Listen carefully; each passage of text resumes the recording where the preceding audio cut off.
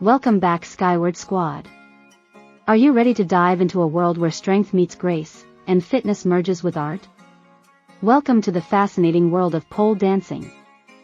Before we get started, make sure you hit the like, subscribe, and notifications button so you don't miss any of our amazing content.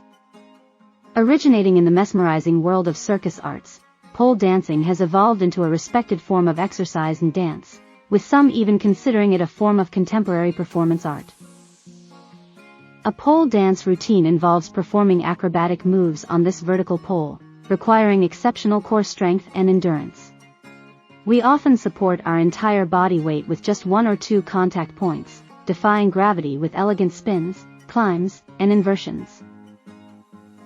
There are numerous techniques in pole dancing, each with its own unique beauty and challenge. Some are athletic, like the Iron X, a move that showcases a dancer's strength and control.